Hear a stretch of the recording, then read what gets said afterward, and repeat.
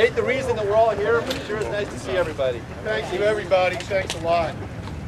The plan today is people want to get up here and say a few words about Barry and Carol. Everybody come on in close. Yeah, come on. It's an open podium. Come on in. You don't want to say anything, that's up to you. It's free will. You know? After this, we're going to ride as a group. Blues Fighters can help us with road guards. And we're going to American Legion in Kearney Mesa. It's going to be a nice, slow ride, not a big rush. And then we have burgers and hot dogs. And if anybody knows Barry, if there's burgers and hot dogs at where you're going, all the fixings and the beans. But you got to buy your own booze.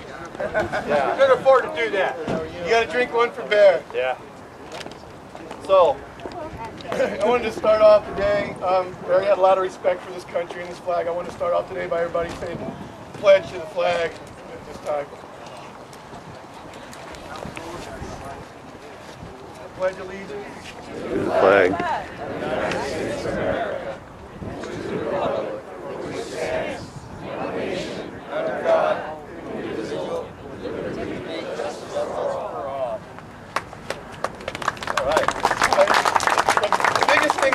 We wanted to put out today was we wanted to thank everybody for coming out here today and showing support for Barry and Carol.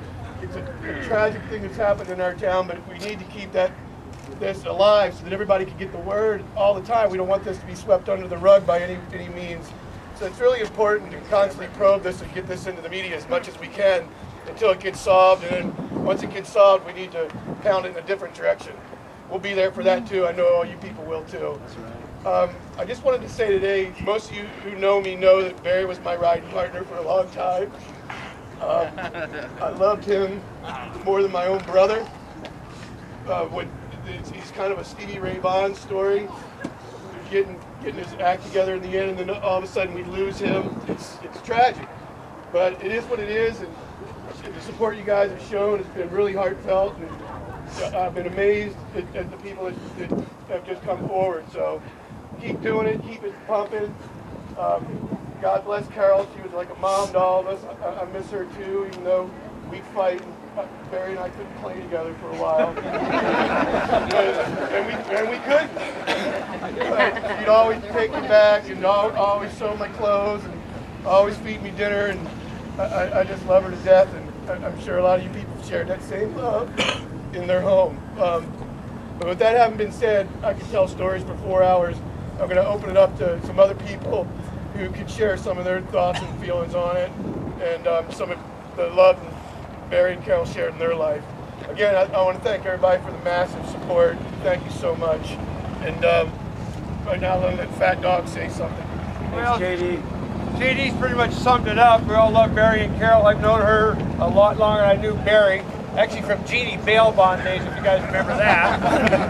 And we're all going to miss this. A tragic thing that has happened. We can't let it fly. You got to keep your ears and eyes open. If you hear anything, the cops ain't telling us nothing. So maybe all your ears or somebody will hear something. Maybe you'll see some parts of Barry's motorcycle because it's still gone. But that's about it. You know, enjoy, have a good time. Remember our friends, have a good time. You know, Barry, he wouldn't want anybody to be whining, so party your ass off. Have a good one. Amen. Yeah. Ron Perez wanted to say a couple of things. Ron, anybody else that wants to, please come on up right now because we're going to have everybody put that out and we're going to get in the wind. I talked to Barry and Carol about a week before they passed away. And the thing that comes to my mind, the last words that he spoke to me, was getting his life back together. He said, "I love you, brother. Thank you for being my friend." He's speaking through me now. I know Barry and Carol love all of you so very, very much. That's the way that they are. And thanks for coming. Thanks, Ron. Anything you guys think to say, come on up. The more stories, the better. My name is Eric, and the majority of you don't know me. I've been Barry's neighbor for 7 years, and we surrounded on the same passion, which was bikes. You know, and he helped me get one 4 years ago, and I was only 7,500 shy, and he told me to get the fuck over there and handed me a check, you know, and I paid him back in 3 weeks. And I saw everything that they're both very special to me. He was like kind of like my big little medium brother, and she was my mom, you know. And you drove to Cadillac for a year or two. Huh? And when Barry decided that he didn't want to be the Barry that a lot of you had come to not care for a lot, he and I got real close, you know. And I'm grateful that whomever had helped him with Jesus, or however that all worked, that he got clean, you know. And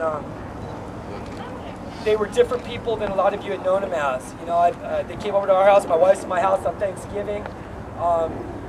Lovely fucking people. I got nothing else to say. I know a lot of you, and I met a lot of you out at their house, you know. And I left my wife in January, and because of all this, the only good thing I'm aware of is I'm back with my old lady. That's all I got. Thank you.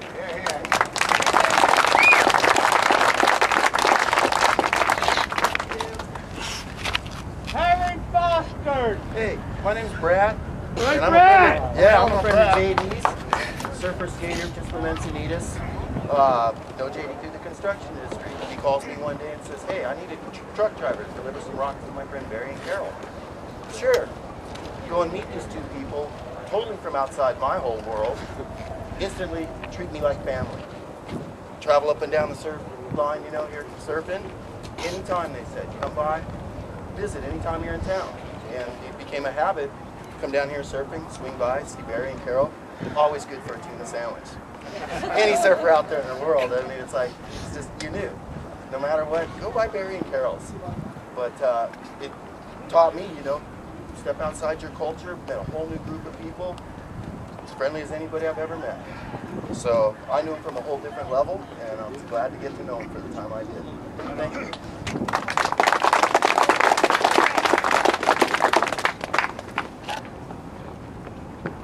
I just want to let anybody who knows, and you probably do, I have Folly, and he's doing cool.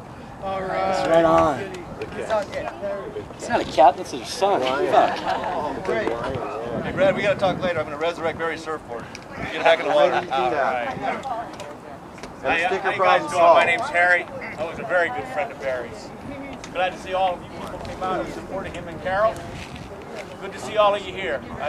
Too many stories for me to even start about it. The only thing I can tell you is, even if every one of us knows that sometime or another we've all had words with Barry's, but he's always come back as, you're my brother, you're my friend, no matter what. We're brothers. And that's how I felt about Barry. We were brothers till the end. And we'll see this through, all of us will. We'll find out who did this and take care of our friend. Thank you all so much for coming. Thank you.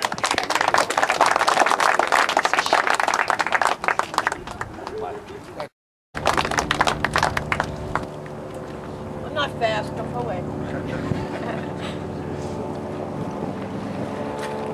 I'm Nancy.